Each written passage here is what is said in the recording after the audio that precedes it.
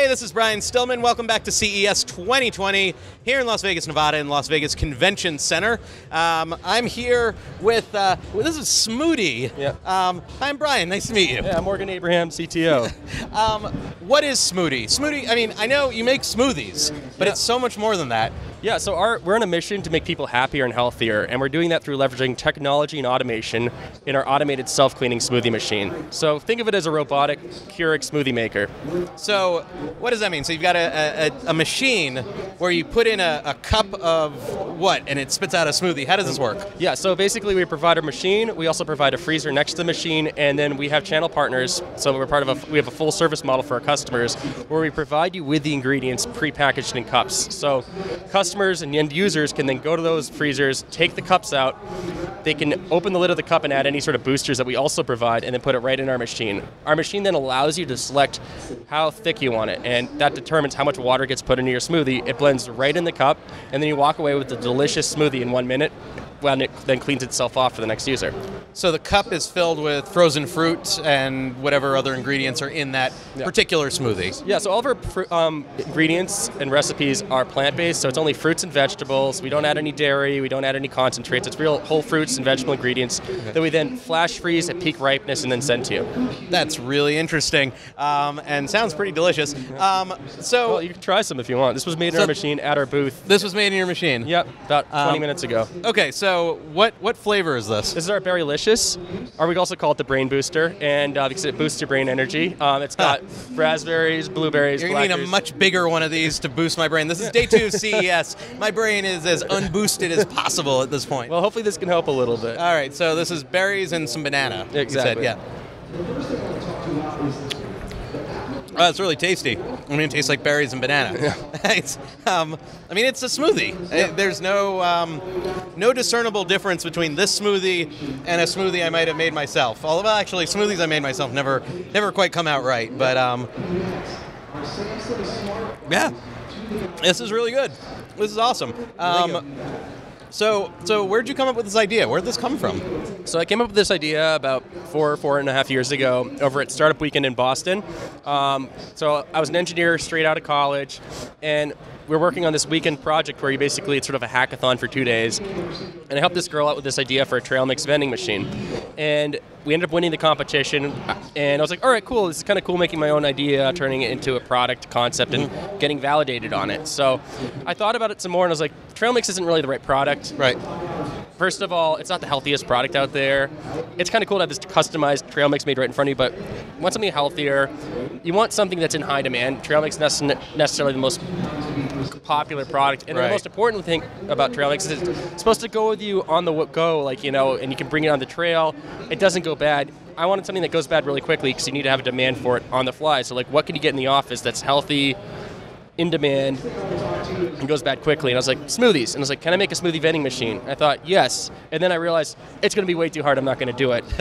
But then a bunch of my friends were like, Morgan, you have a great idea. You have to turn this into a product. So they pushed me, and I ended up ultimately quitting my job as an engineering consultant a few years later and started this company. And I have a new co-founder that's doing the business side of it. So this is a unit. It's designed for offices. It's designed for supermarkets, things like that. This is not a home unit. No. In fact, our first market that we're really going after are retail, our convenience stores and retail. Okay, so it would work kind of like the way, I don't know, if I'm at a 7-Eleven and I want a Slurpee, you go in, you get a Slurpee, but in this case you go in and you get something healthy, smoothie, but it's set up like a point of sale type of mechanism. Yeah, it's so we don't have a payment processor built in the machine yet, so that's why convenience stores are great, but you just go into a freezer next to our unit, you take the cup out, right?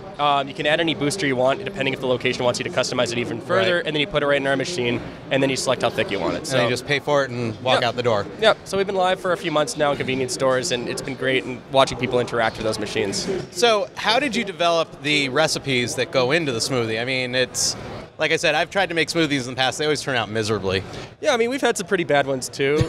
So the way we do it, the ones we do now obviously are really good, but it's because we have actually had some smoothie parties, and we make a lot of smoothies for all of our friends. We have people come over.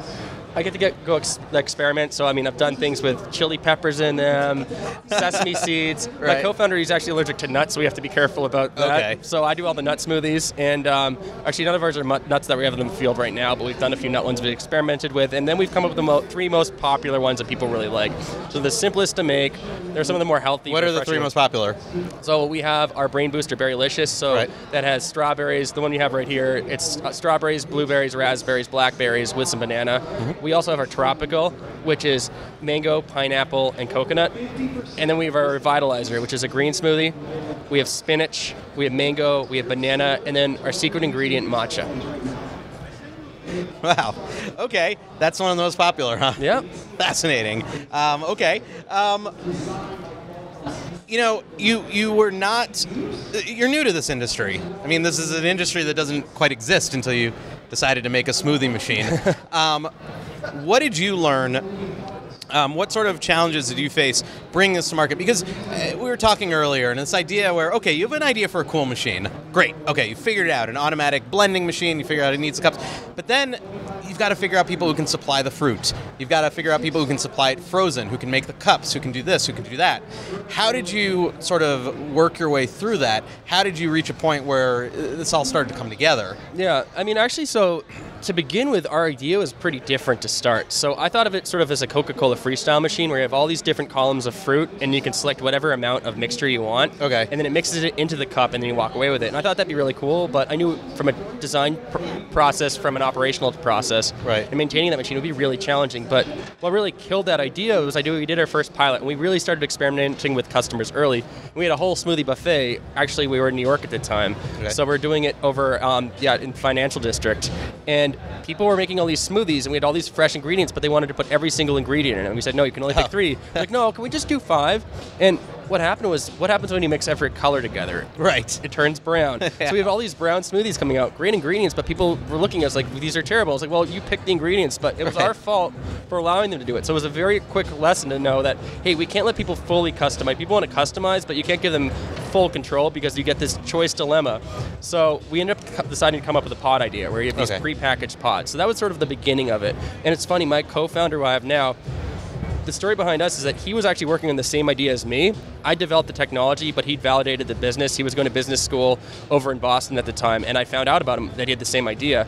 And when I met him, we really clicked, but where we disagreed was, he's like, I want a fully customizable smoothie machine where you have all these different flavors. I said, wait, I had that idea 2 years ago, didn't work. We have to do these pods. And so that's how we kind of came together. And now he's been working on developing the value chain for that. So we've been trying different frozen fruit companies that can provide us fruit, both locally and then ones that can expand nationally. Okay. We've also been getting co-packers, so we have some local kitchens that can do the commercial packing for us in the Boston area, and then as we expand, he's also found some national ones actually based out in the West Coast. And then for distribution, we have some local distributors and then some national distributors. So, I mean, really, there are 3 parts to it. We have the suppliers, the co-packers, and the people who then will distribute these smoothie ingredients to our customers. What has been the learning curve for you coming into this as an engineer, first-time entrepreneur, creating this company?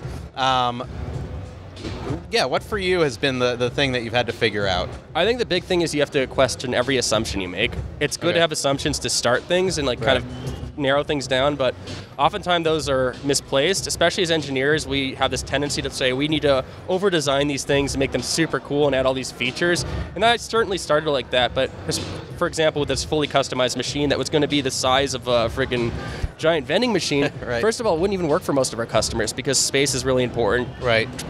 Installing it's important. So we learned very quickly that while that seemed really cool, customers didn't want that. Right. So I think learning quickly, testing things out, and really rapidly getting out there, and sometimes at the expense of taking some risks and having to be on standby and ready to make sure these machines are operational at any point. What's your dream smoothie? You know, you said those are the 3 popular ones. What's the one you want to bring in? You know, I want to bring different fruit that people have never tried. So, for example, my co-founder Pascal, he had some friends from Africa, and they were bringing this powder from baobab, and it's from Western Africa. So he's been adding those to some of the smoothies. So really letting people try flavors that they never had and never knew existed, especially in the Western world, I think is amazing. I went to this Middle Eastern restaurant. It was a hole in the wall, but they had this avocado smoothie, and it was just avocado with honey. And it was maybe not the healthiest thing, but it was probably the most delicious smoothie I've ever had. Right. So I don't know. I've always trying new things. Like I have this one that it was a tahini date one. So we had tahini, bananas, and dates. And it sounds really simple with a little bit of vanilla, but it has sort of this exotic taste. So I like to experiment and try things that people really don't know. How many smoothies have you had at this point? Like the process of developing this, I feel like, are you smoothied out yet? I mean, I go through phases. Right. Right now, I'm on a smoothie run. It's Vegas. It's hot, so I love it. But yeah, I mean, I'll drink 3 or 4 a day, and oh man, it gets crazy. And I make a mess. Our first machines, I mean, we're making mess with them. Now they're really good at keeping the mess within. But I remember having to clean up like smoothie juice everywhere, and the worst is when you forget about it and then it crusts. So yeah. But to date, I mean, I've had in the thousands. I would say pushing 10,000 smoothies to date. So, wow, weird peril of the job. I know.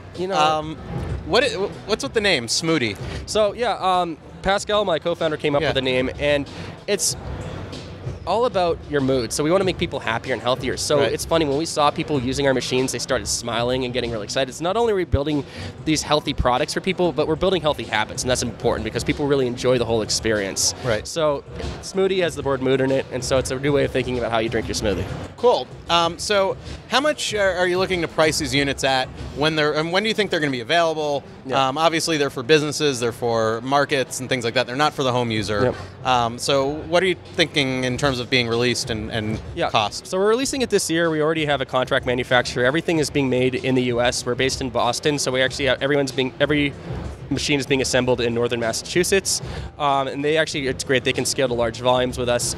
And then we are looking to price the machines for a lease, so we're actually not selling the machines. Think of it sort of as like the subscription razor blade model, right? Or smoothie pod model. So we lease the machines to customers. We have some that have requested to buy it flat out, which we'll also do, and then we'll price that similar to other smoothie products or Slurpee machines, things that are in the retail market. And then really we're focused on the selling of the pods, and we're selling those pods. They're 16 ounces for $4 to $5 at our retail price. Okay, cool. And actually, retail would be a little bit higher. So 2 retail stores, $4 to $5. So when do you expect we're going to see them out there? I mean, assuming we go to the right offices or the right markets. Well, they're already out there. So we've been selling them locally in Boston. We're hoping to scale to the rest of the country in the next year. So this year, 2020 probably not, but 2021 expect to start seeing some smoothie machines out there. In the meantime, come by Boston. We'll be releasing them this year. Awesome. Thank you so much for coming by. It's good to meet you. Ron, thank you so much. Tasted great. Yeah. So no complaints. This is Brian Stillman. I'm here with for CES 2020 in Las Vegas, Nevada with BeTerrific. We'll have a lot more coming your way.